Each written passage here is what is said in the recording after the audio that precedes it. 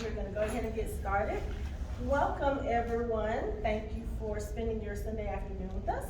This is the Fandom Funerals and Repass panel where we're going to discuss, some of the most traumatic fictional deaths for us, and also talk about how dealing with fictional deaths can help us deal with death and loss in real life.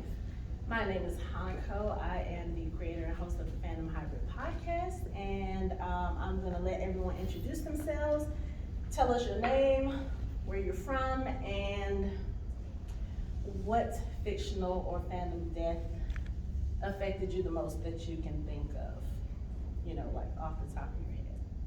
Anthony, we're going to start with you since you're always on the left side of the table.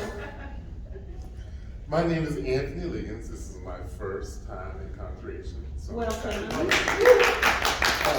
I figured someone said, how did I not know about this before? That's sort of how I felt. Like, how did I not know about this? How did it go? But anyway. I have posted every single time I have been here, so you just don't pay attention. But I'm a co-host of Fandom Hybrid podcast. Well, that one too. Yeah, and sometimes sci-fi party line, but I haven't been on there in a while. Fictional deaths. So I have a list. Yes. And He's prepared. down here. So, because she told me you were gonna say Naruto. Mm-hmm. So if you watch Naruto, the I'll leave you. So Neji Hyuga and Asuma Sarutobi, those days, especially Neji, he died fulfilling his duty, which was protecting the future head of the house, Hyuga, and I was absolutely devastated. Like, he didn't have to die. It was one of those, he just didn't have to die. And I was devastated. I still feel We'll get more into but detail. I have a lot of things to say, but Okay. well, I have others for later. I'm Michaela. I'm a death doula. A death doula is basically someone that helps with the dying process for terminally ill people, or just people who don't have much time for any other reason. I provide holistic support, spiritual support. I help people write their advance directives, living wills. I basically help make the process easier, because when someone's dying, they just want to be with their family. They don't want to do all the paperwork involved. They don't want to think about bills, so I'm here to help. Naruto as well. I think Naruto came out when I was like 6 years old. No, 7 years old. And that show was the first show that I saw a lot of deaths, and I didn't really know how to process it, because a lot of the deaths were like, they're ninjas, so it was pretty violent. I think the next one that left an impression was Cedric Diggory. What was that, 2005? I was 9 years old. And I was in the theater, and I didn't really process that he was dead until Voldemort was just like kicking him. And I don't know, from those characters, it helped me realize what dying was, because I didn't really know what it was. Like, I knew what it was, but I didn't know what came with it. So yeah, those two characters helped me understand that. Yeah. That's a neat job. I didn't know that existed as a job. Mm-hmm. Well, the industry itself is like kind of new, but like the practice of helping people get their stuff in order before dying, it's been in indigenous communities for a long time. Well, I think it's great. Thank you.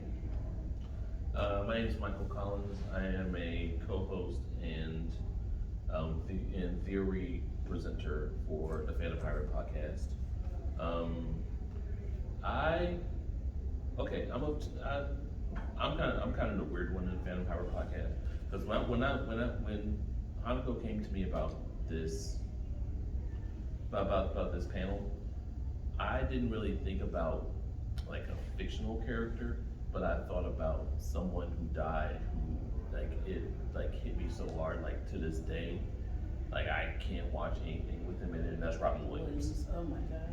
Like for real, like because most of us up here fight with depression, and we know that. And if you know anything about Robin, it affected how his humor, it affected his acting career, and it affected everything. So basically, all the fictional characters that he's portrayed have been basically like almost like phases of depression when you look at him as a whole. I mean, and just to see him, like, I'm never one to condone taking your own life, but in his case, with what he was going through, what he was dealing with, I totally understand.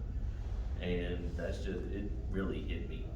Like, you know, like, I mean, like you never know. This is one of the main cases where people always say this, and it's almost become a trope in life where you say you never know what someone's going through, but that is something, in that case, nobody really knew all the things physically that he was going through to try to keep doing what he was doing, and he was going through it and losing his faculties and getting ready to lose his life, and no one really knew all that he was going through. And so it's like when he died, it really affected me. So I think that's probably mine.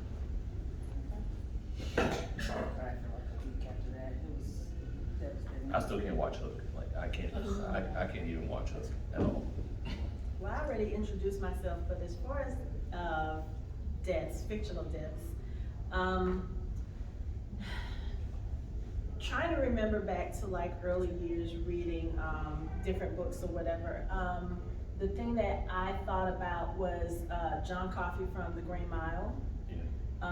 And that's book, and more powerfully for me, the actual film with Michael Clark Duncan, because oh my God, his performance as John Coffey was phenomenal.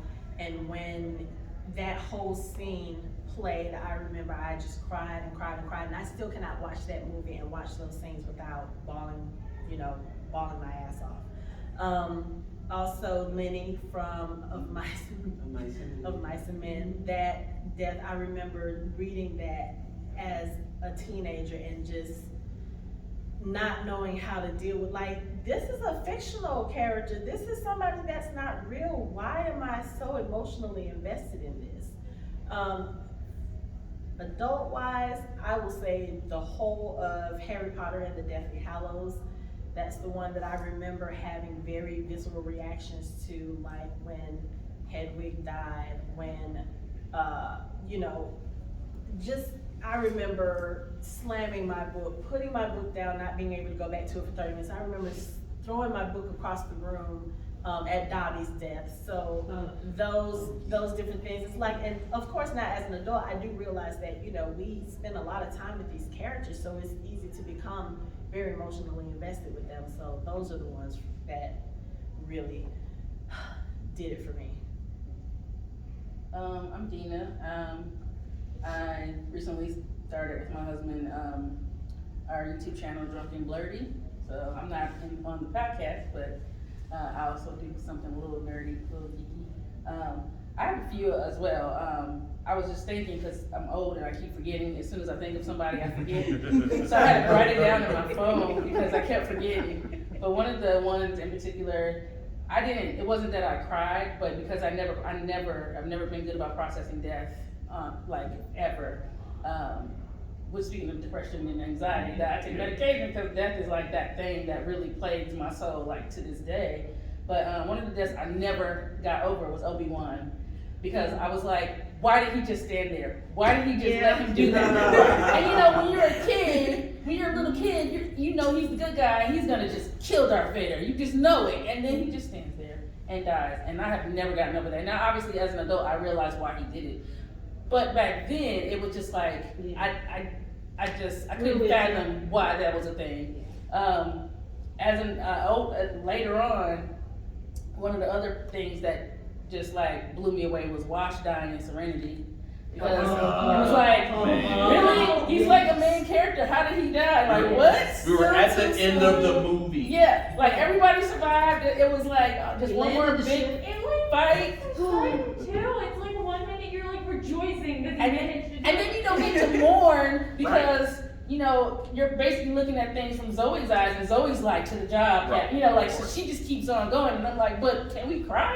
Can we cry? Because it was like, what? And I have a bunch of others, but I'll just go real fast. So Terry from True Blood, because he was such a pure soul, and the way he died was just so messed up, and he was one of the characters that I could have lived with so many people on that show dying, but Terry was like one of those ones was like that's like killing Bambi. Like, why would you do that? And also, I didn't like that they changed, even though I never read the books, but I love the show The Magicians, and I didn't like that they killed Quentin off. Just to prove a point that you can kill off the main character. They had no real reason to kill him off, except for the fact that she's like, yes, and I didn't like that. I thought that was a bad choice for them to do that, and I cried probably for a good week, rewatching his funeral stuff, and oh my god, yeah, bro. No, It's just like his entire story is him dealing with his depression and anxiety, and it felt like he lost to it. And I know it's real, but it hurt my soul because that was like a character I like imprinted myself on. So him dying just kind of like took out a piece of the hope. Yeah. right. I think that's He part died of it as a too. hero, but still. I think that's part of it too. I think a lot of the times we get so emotionally attached because we do project ourselves onto these characters, or we project someone we know onto these characters, because it's like we get to the thing with like real people and then fictional people, we actually get to see inside the fictional people's minds. Mhm. Right. And we identify the things they probably don't talk about with other people. Like, I know every other time I watch something on TV, I'm like, why didn't you just say something to them? Right. Mhm.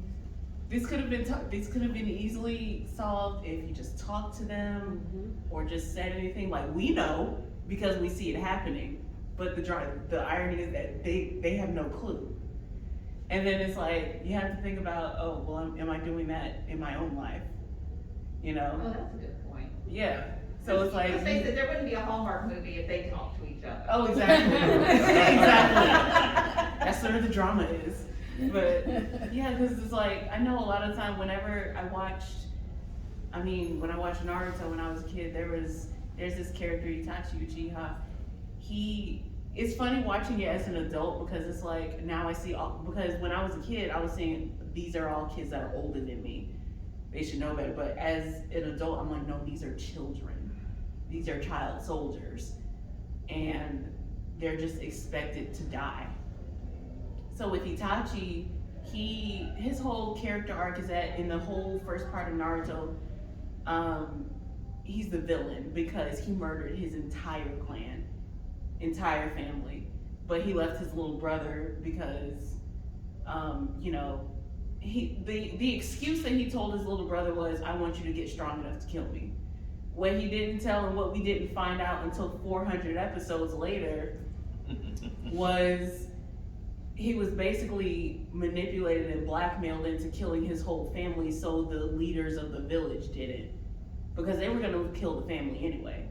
They just gave Itachi because Itachi was such a prominent student and a character and he was in the police force, they were like, either you kill all of them and you can save Sasuke, or we kill all of them including Sasuke.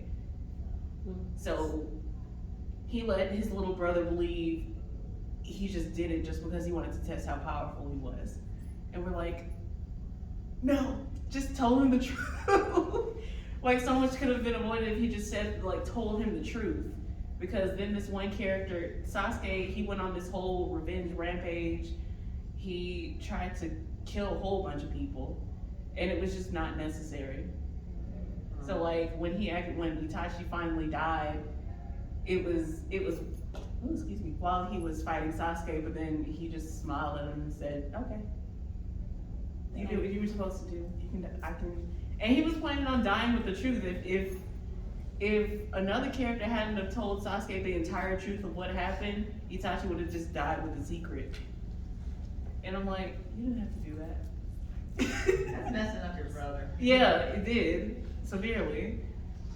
But you see that a lot in, I'm sure it does happen in real life too, but you do see that a lot in fiction too, where it's like you have these horrible situations where someone kills someone and they allow a loved one to think the worst of them, but it's always some other, it's always some other issue. And then once the truth is revealed, it's like there's so much trauma that accumulates just from that one act and that one secret. And then you have these other people who, now you've learned the truth, but that person is dead, so now you can't make amends, and now you have to figure out how to reconcile yourself with everything that you find out and how to get closure. And that's the one thing about, sometimes with fictional deaths, because of the way it's written, we're looking at things from a lot of different points of view. So once we find out the truth, even though it sucks that for 400 episodes you think one way about this character, at least at some point you can kind of reconcile yourself, try to understand what that character's motivation was, and then you can kind of maybe make peace with it. But a lot of times in real life, you don't get that kind of closure, especially if it's something that's antagonistic with, family members or friends. I know a lot of people who have dealt with deaths of family members, best friends or whatever, and they weren't necessarily on good terms when they died. And then you have to try to sit here and figure out, okay, so how do I move on from this? Same thing with my father. My father passed 10 years ago, and we weren't estranged, but we weren't as close as we used to be, basically because there were a lot of things that my father did that I did not understand until I was older. Him dealing with things like PTSD. My dad was a Vietnam War vet. He dealt with the whole Agent Orange stuff. And then,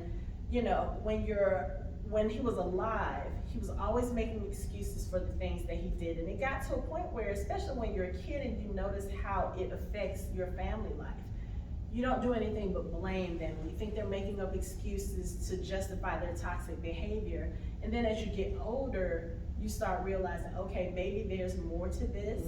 And thankfully, he and I were able to have some good conversations before he passed. But even after he passed, I still feel like there's so much more now that I've discovered in the last 10 years as far as how he behaved and stuff like that, that I wish I could really talk to him and say, okay, I understand. I don't like it, but I do understand some of where you're coming from. And I think sometimes with fictional deaths, where we can see ourselves in those characters, and like you said, see other people in those characters, I think that kind of helps us get that closure. Even though it's not in the way that we need, it does give us something to say, okay, you know what? This is how I'm understanding what this person did, and now I can kind of let that go. It's interesting you say that, because just a couple of things. I was looking at my list, and I have Neji on here, who died protecting Hinata, Asuma, who died protecting his team, which were like his kids. He was like a father figure to them. Itachi, we heard about Itachi. Ellie from Up, absolutely devastated. Oh my God! didn't All even talk. Pixar movies. No. It's like a lot of Pixar movies, like the beginnings of them are so freaking heart wrenching. Like Up, the part where they were at the OBGYN and the doctor was just shaking his head and pointing. That wasn't bad enough, and then she dies. Yeah. On top of that, and never got to go on her trip. And this last one, I put Wilden Lightfoot from Onward, even though we didn't see him die. They brought him back. And the reason why I was trying to segue into this was my father died in 1995. And he died rather suddenly. I was off at UGA, he was in Milledgeville, something happened in church, he had pulmonary embolism, he was alive in the hospital.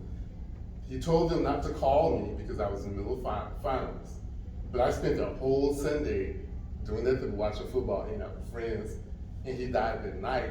And they didn't tell me until later that night when I got back to me. Anyway, long story short. So I never actually processed his death, ever. Like, I think I never really actually grieved because I was so angry at him and people not telling me he was in the hospital, which took away the opportunity for me to go talk to him. And to be perfectly honest, I was never really affected by fictional character deaths. And then my mother died in 2020. And like a month after that, we watched Onward. They will tell you this. I watched Onward, and I realized I wasn't bawling. I literally broke down on the couch, just started crying. She was like, "Are you okay?" And my wife was like, "Are you okay?" I was like losing it because I never processed my father's death. And watching, I forgot the main character's name, but watching him and Barley have the opportunity to try to talk to him one last time. And I was thinking about that for me. And so I think that movie kind of helped me process it. And I think also my mother dying opened me up to more emotions because, you know, we didn't have a Michaela. So we were, she had a brain tumor, and in that September of 2019, she was given 6 months to live. And so I was going back and forth to home, you know, watching her just not be the same person she was anymore. And, you know, laying there in the middle of the night, it was like 6 o'clock in the morning, I could hear her breathing. I could hear her breathing get slower, slower until it stopped.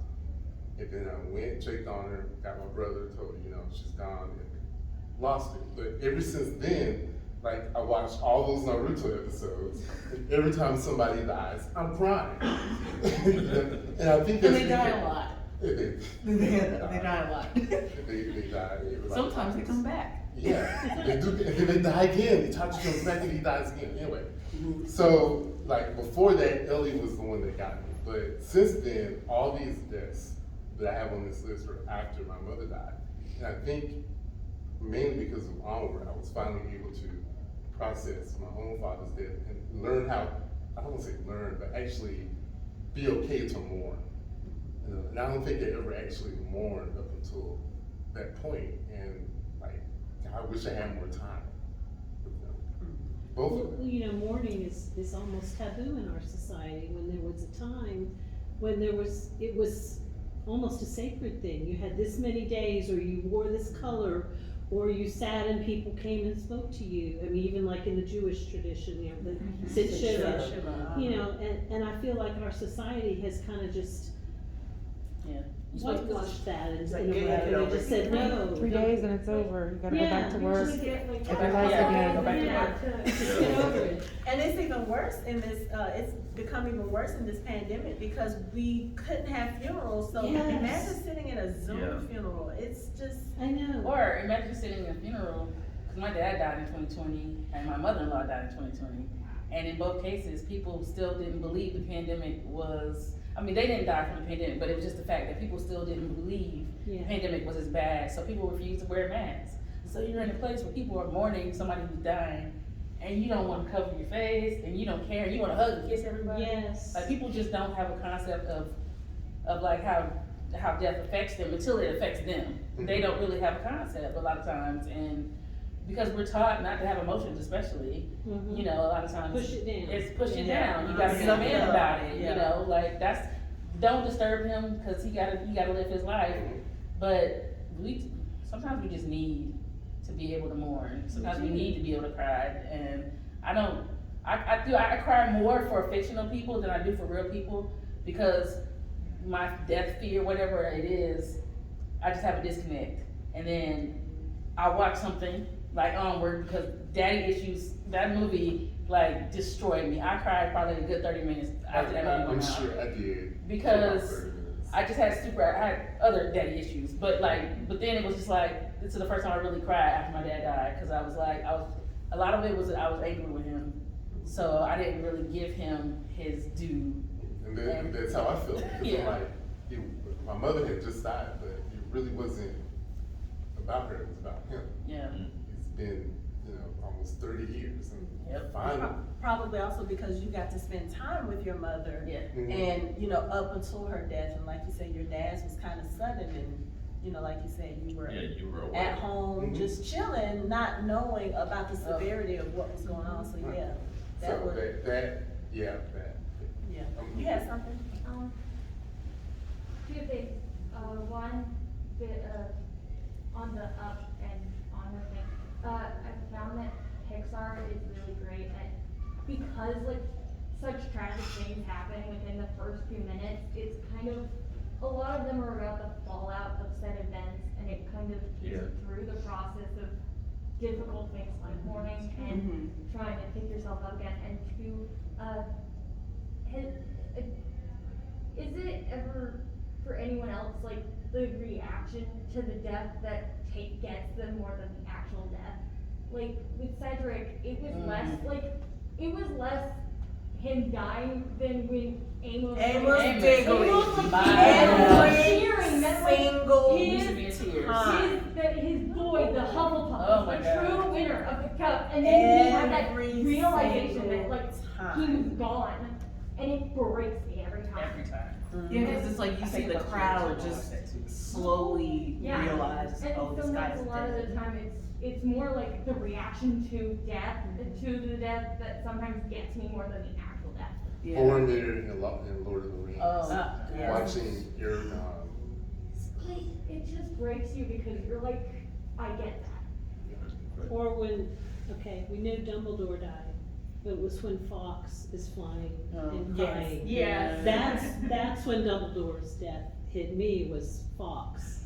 Yeah. But I'll take one from probably y'all read when you were little kids, Charlotte and Charlotte's Web. Oh, man. Yes. Like, Yeah. serious. It's a spider, something that many people are scared of, but gosh, that author made you feel for Charlotte because she was so noble, you know, and she did everything she could to save Wilbur. Yes. So, you know, I think those kinds of reading those things as children, I think they do help us start to learn Right. how to process such an awful thing. Yeah. Right. I think that's the good thing about fiction too, because You can go next. even when I was younger, reading Steinbeck's The Pearl, when the baby died, I didn't get that when I was younger. Like, intellectually I understood it, but I read it like, why did the baby die? Like, who kills children? Like, I really had that Right. thought, like,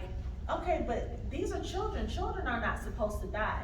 And I grew up during the time of the Atlanta missing and murdered children. Yeah. Oh, wow. You know, so it's like, even though I knew that bad things happen to kids, still in my mind, in the fictional world, this is not supposed to happen. This is make-believe. So growing up and reading more mature, literature and really understanding that, yes, no one is exempt from death. Having to learn to process that, it does help in that sense, because I think it was you that said it, one of you said it, that you process fictional deaths a little bit differently than real deaths. I do the same thing too. A lot of times I have a more anguished reaction to a fictional death, like I said, because you've spent so much time reading about these people and learning about their lives and kind of getting close to them. A lot of times they are your friends, your comfort when you're in that world. And so when something happens to them, especially if it's a senseless death in your eyes, granted, yeah, the authors, they have their reasons for doing certain things, but I'm sorry, there's no way you're gonna tell me that Trish deserved to die in the Divergent series, protecting her brother who multiple times tried to give her up for death for the greater good. For me, that something like that doesn't make sense. But it helped, reading those things kind of helps me process. So when that does happen in real life where people die, I don't necessarily have the reaction I would have had 10 years ago where someone dies and I just immediately I'm in anguish. Sometimes, yes, if it's something that's very sudden, but if there's something where it's not necessarily expected, but you can kind of feel it, or it's something that you're prepared for, then it makes it a little bit different to deal with. I would agree. Okay, so you hit Robin Williams. I had just gotten home from the hospital. I had surgery, and I turned on the news, and I was like, oh, blown over. I'm walking crazy because of the pain, and then I saw that. I was down for the rest of the day, and I hadn't really thought about that much. It's like, oh, damn, now I think about Robin. Yeah. But fictional deaths, okay, whatever year that Forrest Gump and 94. Lion King came out, they came out around the same time. So I did go to the theater to see them. This was back when they had Blockbuster Video. Right. I rented Forrest Gump, and Lion King, Lord Jesus, I cried when long live the king, and I'm like, no, and I'm sitting there blubbering. My kids are in Alabama with their grandmother, but I'm sitting at home watching this, and I just blubbered. That just killed me. And then poor Simba was straddled with that guilt, that undeserved guilt. I was a wreck. I was a mess. And then, okay, so here we go with you died on a Tuesday. Oh, damn, come on, I can't do this. So Forrest loses mama, Forrest loses Jenny. I was all over the freaking place. And you're right, it is kind of different when it's somebody fictional. But to bring it to the Potter world. Done with Dobby, Dumbledore, because I had not read the books. I didn't start watching Potter until 2010. Never read the books, I just saw the movies. Mm-hmm. So when, my son didn't tell me, like, I'm sitting there like, no, I'm just about to lose my freaking mind over Dumbledore. And then here comes, oh, Jesus. With like 50 million deaths. Yeah, I know. Oh, and my then you don't get to goodness. see them Oh all. my goodness. So And Fred. Yeah. I could not. I was done, but Snape, 'cause up until that time, Right. I'm like, oh, he's the enemy. And when his scene, I was inconsolable. I could not believe it. I think we Like, all were. he's the I enemy, but why did you kill him? It was just so horrible. I wasn't, I just said, I wasn't affected. Oh. I wasn't Snake. affected by Oh, Snape's gosh, death. I that hated just- him before, I hated him after. Yeah. His redemption arc was, he wanted to sleep with Harry's mom. Oh. That's a whole other panel. Yeah. That's a whole other panel. You had something? Yeah, but I don't understand why authors do this. Uh-huh. They say, like Rowling said, well, I had to kill off either Mr. Weasley, and she was gonna kill him off, Right. and then she decided, oh, well, let's just make it serious instead. I'm going, why can't you kill off anybody? It's kind of like in the Star Wars books, if anybody ever reads any of those, where they killed off Chewbacca because somebody had to die. Well, I mean. And I'm kind of going, what? What? They had, Yeah, it's mainly the first they fridged them basically, to keep Harry's story and to evolve Harry. Well, I know that, but I don't understand how the author says, well, so-and-so had to die, and I just kind of go, no, they didn't have to die. I mean, even Chewbacca didn't have to die. even before, thinking about Deathly Hallows, so when Deathly Hallows came out, this was back when we were still doing, book release parties and everything. So we had a huge readathon sleepover at my house. It was me, two of my best friends, one of her sisters, my daughters. We were all sitting there reading together, but of course we're reading at different paces. I read a little bit faster than most, so I got to certain things before them. When I got to Hedwig's death, I went, motherfucker, they said we just started reading the book. What could possibly have happened? Don't ask that. Right. So, and it was just kind of that way through the rest of the book. But Hedwig's death, although I understand what she says about it, that was the last thing holding Harry to his childhood and he needed bullshit. Hedwig did not need to die. It's like killing the dog. Like, Yeah. you For have to die. It's not like kidnapped instead, that could have. I mean, But it's it could an animal. I mean, But yeah. I would say this, so it's just like, I know people hate Twilight, but when Breaking Dawn came out and nobody died, people were pissed. And they're like, that's not realistic, Right. that nobody died, like, somebody should have Because died. the way they set it up, they got all these people from all From around everywhere the to world. fight, and then And it was got like, no and it's war. like, no. So when they did the movie, The movie and makes in so the much more theaters, sense. and they did the whole scene where what could happen, and I tell you, the screams, the bloody murder, the curdle, in the theater, like people were losing their mind in the theater. We heard her at the entire theater. She was the only scream Like, I but heard. I was like, cause I go to my cousin's freaking out, and I'm like, no, it's fine, Carlo can't die like that, they have to burn his head, next thing you know, they burned his head. And so, I feel like to a certain extent, we want that drama, they want that blood and guts, we want people to die, but then when it happens, we can't handle it. Okay, so let me ask, am I the only person that does, there's sometimes, and I've done this a lot in the last 2 months, I don't know why, I'll think about certain shows and like certain deaths, and then for whatever reason, I'm compelled to go to YouTube and watch the whole scene. And it's kind of like you said, it's not necessarily the actual death. Sometimes it's the reaction to the deaths. And then I go down a whole, Walking Dead, We talked about this. 'Cause and Game of Thrones have been the two that I've really been No, like. for me, even though they weren't real deaths, it was the end of Infinity War. Oh my God. That's why. Literally, yeah. I mean, literally, when you're sitting there and when, like, from Vision's death, where she gets killed not once but twice. They rewind time, and he just literally brutally rips the sun out of his head to everybody dusting. Oh my gosh. And friggin' Peter saying, "Sir, I don't feel so good." Yeah, I don't wanna go, I don't wanna go. Oh my God. Or T'Challa telling it to a Yeah, you Korean. must carry on. He's like, today is not the day, we are not dying today, and then I mean, when Pete was just like crying and holding on to Tony, I was inconsolable. I was just like, oh man. So him and then her. There are movies, has any of you seen The Grave of the Firefly? Oh my, I was thought about bringing that up, but I was like, no, we don't need that energy. so, yeah. The 4-year-old dies because that's what happened. Yeah. Yeah. That is the saddest movie. It was. I can't watch So it without I crying. suggested that Yeah. when, I mean, that Yeah. damn movie has cost me over $15,000.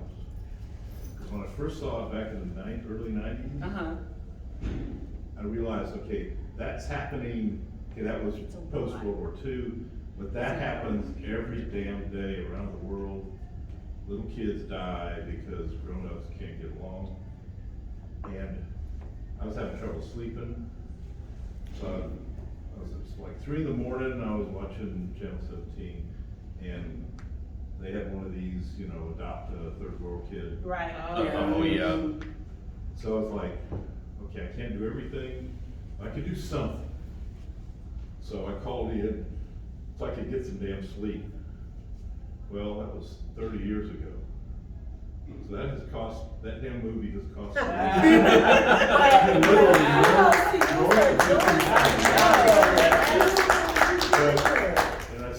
I haven't seen it this century. Yeah. I own it, I've got the And what was DVD. it? and I Same haven't watched here. it. Grave of the Fireflies, so It is- yeah. It is considered to be the saddest It is. movie ever. I actually suggest, like, we were having family day, Michaela's my daughter, so we were having family movie day, and everybody suggested one, and someone had told me about this movie, so I suggested it, and we watched it, and my then husband at the time, he said, you are never allowed to choose another movie no, so It's a yeah, beautiful movie. Beautiful movie. And extremely Beautiful well done, movie. but God almighty, it's so sad. It I is, mean, yes. they did it animated, because if they had actually starved a 4-year-old to death, it would have caused talk. Yeah. Yeah. Right. Yeah. So they could do it in animated, if you actually starved an actress to death, it would have caused it. There's a movie my daughter told me about, the boy in the. I was just about to bring that up. I was literally just about to bring that up and say, I'll do you one better, The Boy in the Striped Yeah, Pajamas. she told me about it, and I was like, oh my god. Yeah, that had me balling. Yeah. Were you next or? There was somebody over here, I think, first. Yes, so you mentioned Infinity War, Yeah. Endgame. Yeah, then you can go to Tony took me out. I was sitting by my son and I saw it coming in. The thing was, it's like, that was sad, but I think Natasha affected me more, just because of her sacrifice. But not as much. Tony, Yeah. I don't know, but the entire theater, I think that everybody in the theater was crying. Yeah, I think, but it's like, with her, it's like the way she was looking up at Clint and saying, it's okay, you can let me go, and it's just like. Well, it's also that thing where they assumed that because she didn't have a family, our kids, and it should have been her, and I'm like, And see now with the release of Black Widow, it kind of makes more sense now if you think about it, because she had her closure at that point. Like she had reconciled with her family, and she was more at peace at that time, whereas Clint was still kind of, you know, mentally not all there because of what happened with his family with the snap. So, but that's a whole other panel too. Okay, first, I hate The Boy in the Striped Pajamas. I've watched it once because my grandmother was obsessed with it with World War II, and she made me watch it at the age of 7 years old, and I did not emotionally recover from that. I mean, Oh, it's I'm a so beautiful sorry. movie. It's a beautiful movie, but that They're ending, still together. It's when we saw that ending, I was like, wait, what? Like, are you guys familiar with The Boy in the Striped Pajamas? Don't need to be. So basically, it's a story about two kids who befriend each other. One is in a concentration camp, and the other kid is the son of the general who is in charge of the concentration camp. And they basically meet on both sides of the fence, and they strike up this friendship. And because they're so young, they don't understand what the whole thing with the concentration camp is. And basically what happens is it ends with the little boy of the general. He sneaks under the fence to play with the other kid. And that is the day that they call all of them to the showers. And so the son also gets dragged into the showers and is killed. And it's like, that's the ending of the movie, and it's so devastating. But the movie itself, about the friendship of these two kids who are on opposite sides of this war, they don't see each other as enemies, and it's all about this beautiful friendship between these two. But it has such a horrible ending because these kids don't see that difference, and they love each other as friends. And unfortunately, it has, you know, those consequences. But it's a beautiful movie. But yeah, that's one. I've watched it once, and I've read the book once for an assignment, and I've never touched it again. I just can't. And David Thewlis from Harry Potter, Remus Lupin, he is actually the general whose son is the one. Yeah, so it's. And look, I watched Boy in the Striped Pajamas right after I watched the Harry Potter movie, so I was like, what's going on? What's going on? Merlin, so like seeing him, and that just made it all the more dramatic. But like, moral of the story, adults suck. My second point is, it wasn't actually Nat's death, or really anyone's death that hit me harder than the after effects. Like, I was angry about Nat because they screwed Clint up so much in the MCU that I wanted to be done with him. Mm-hmm. But seeing Black Widow, I was sobbing at the end because like it hurt me even more. I love Nat, but now I have this whole other connection to Nat, and there's Yellow and then there's WandaVision. And that entire thing is about grief. And you're like emotionally invested in this entire romance, and you're like hurting because you're also going through that grief process of losing Vision along with Wanda. I mean, I can't imagine like what I would do if I had that power and my husband died. Yeah. After all these years we've been together, I don't know, I might turn and do some crazy stuff too if I had that power. I mean, I wouldn't mind being a Dick Van Dyke for like, a couple days. Just having a nice little G-town. I have a whole other like theory on the whole Vision and Wanda thing, because if you've watched, their arc through the MCU, and then in WandaVision, and then if you've watched the What If, it's just, I feel like you guys are just trying to tell us Wanda and Vision are not supposed to be together, okay? Because They're cursed. there's so Another much trope. that they have to deal with just trying to be with each other, and especially if you watch the What If series, it's kind of like, I just want my empathic telekinetic witch and her toaster to be out.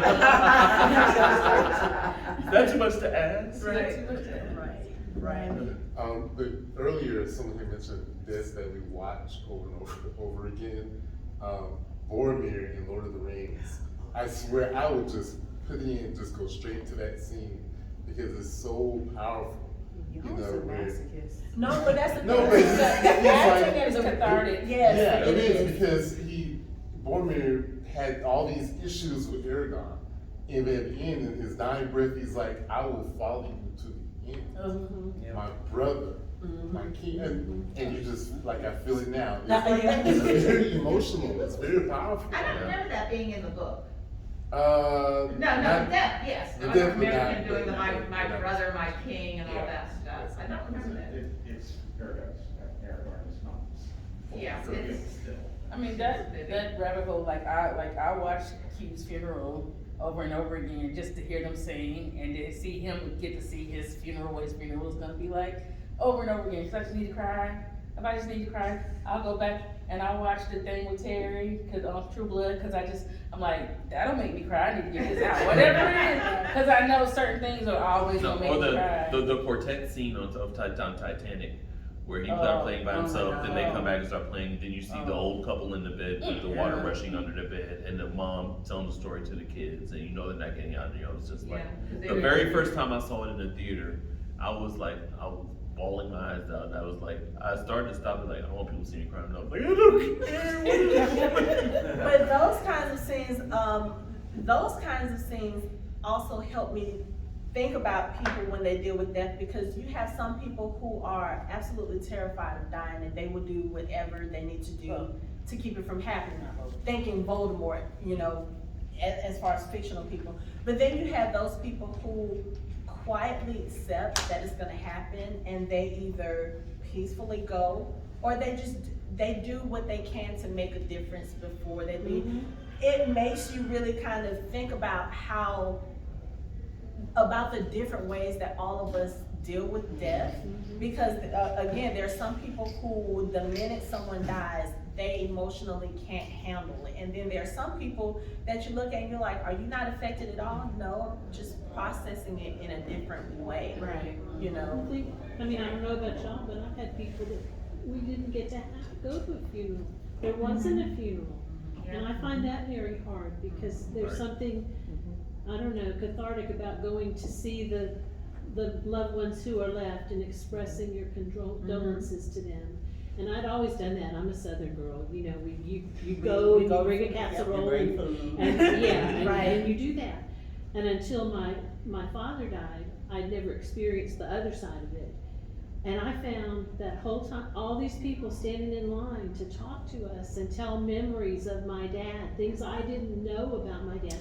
It was incredibly helpful to me about my father's death. So then when I experienced it from that side, I understood why we do it. And so, I mean, like I say, I always did it because That's what what we you do. do, in our is what time. you do, bring food and go talk to people and give them a hug.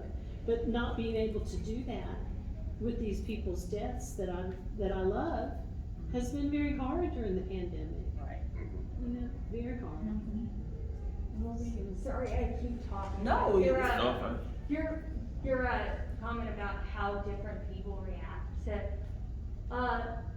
if you've ever seen Buffy, the episode The Body, that's just, because all of them react differently, and you said something about why are these people not acting affected? Was that the episode where they realized Joyce is dead? Yes, Okay. Joyce's body, Joyce dies, and like Anya, they were like, why are you making these comments? This is highly inappropriate. Why are you talking about like parties and juice and stuff? Why are you acting like, and then Anya just breaks down and she's like, this is stupid and human. And there's a body, but why can't she just get back in the body?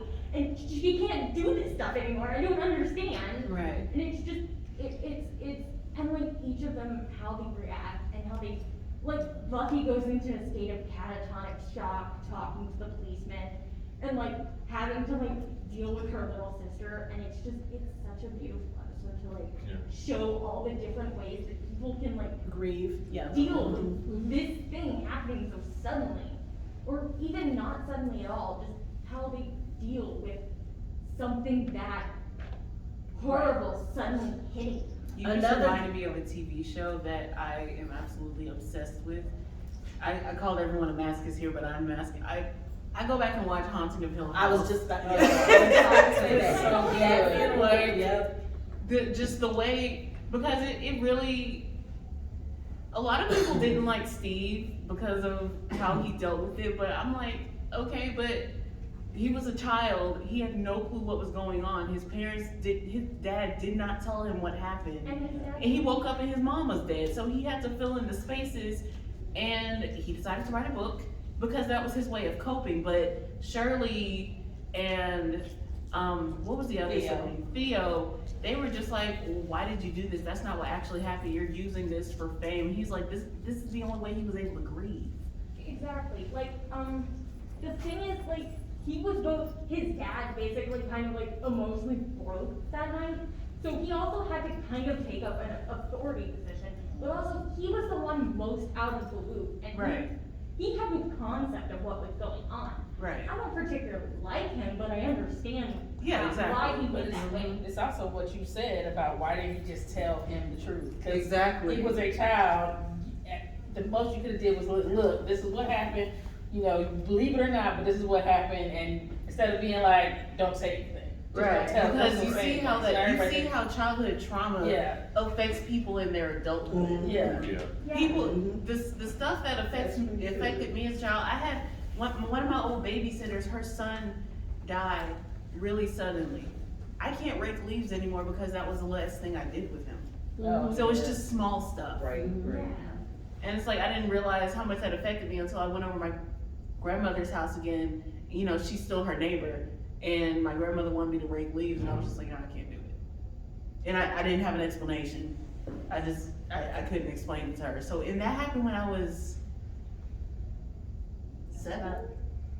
That was about 12 years ago. Yeah, so I was a child, and I didn't go to his funeral either, so I just didn't process it. I only just started processing it, like 12 years later. So I can't listen to Dance with My Father. Oh my God. yeah. If I hear the first 2 notes of that song, I have to turn it off. Yeah. I can't. Yeah, and it was really weird because Anthony are also co-workers, and one of his cousins works with me, and his cousin had a wedding, and that was the song that they played for the bride's dance, and I'm sitting at the table, and I'm like, and my boss was like, are you okay? I was like, this song. She was like, I love this song. I said, I do too. I said, but if I hear it unexpectedly, I think of my dad, and I break down. And And my I'm wife was sitting- singing it, so she's like, you okay? Yeah. You okay? I'm like, no, I'm not Yeah. okay. So it's those kinds of triggers. Talking about real life deaths, you were talking about Robin Williams. I still have not watched anything with Robin Williams since he passed. But the other one that really, really affected me was Chester Bennington from Right. Linkin Park. Because Linkin Park is my absolute favorite band. So when he died, and then also kind of sort of the way that I found out, like I got a text message like Chester Bennington died, and I'm like, why would you just say something like We have that? to talk to me about that. Right? But it was my daughter, and I mean, she was just trying to tell me, but it's the way that she communicates those kinds of things, and it's like, it was almost 2 years before I could actually listen to one of their songs in full without going through those emotions. So, Sorry. yeah. My dad sent me the news about Alan Rickman's death during my first period of my freshman year. I looked down at my phone, because like all the clocks are broken around the school. I looked down to check the time, and I get the news, and I'm just like, well, now I'm catatonic for the day. I had that happen to me with both Michael Jackson and Heavy D. I was in class, Michael Jackson, I was actually getting ready to do a test, and I saw the news that he was in the hospital, and I'm doing the test, and then I get, I'm checking, and I get the news, and I'm like, oh shit, and my classmates are like, what? I was like, Michael Jackson just died, and they're like, what? I finished my test, I handed it in, and I walked out the classroom, because I was like, I can't Well, do think this. about it. It's like all the people who we grew up with are slowly. They just all of a sudden. Yeah, just, like I mean, like every who's other day it left? seems like, yeah. Madonna's like one of the Thank you. main. Thank you so much. Oh yeah, we are in Gotta wrap time, up. so sorry, yeah. Thank you guys so much for participating. Hope you guys have a good rest of CONjuration, which is about 6 minutes from now. I think they're about to do the closing ceremonies, but If you would, please go to the app and rate our panel and just thank you. Yeah. I asked to bring this if back, you, but to add some of the mental health pieces. If you or, were a Yeah. stranger, I what would you see say in something. I know you see the killers, or Right. the ones that do suicides, or the survivors' reactions. okay, Yeah. yeah. But if you are interested in hearing any more of our content, you can find us on fandomhybrid.com. That is our podcast. We talk a lot about pop culture. We review shows and movies. And now that we are back And to it's what again? Fandom Hybrid? fandomhybrid.com. And now that we are back to doing conventions, we will be doing a little bit more of that as well too. So thank If you. If you guys want any death doula education, just talk to me. I'm here. I wanna change your name to a transition doula. Yeah. I think that's, Yeah, it's a whole bunch of names for oh, it. okay. Like end of Would it life just- coach, death doula, there's a whole bunch of names. That's just Thank one that. you. Yeah, when you got a death phobia, that doesn't. Yeah, I'm just saying, transition doula. That actually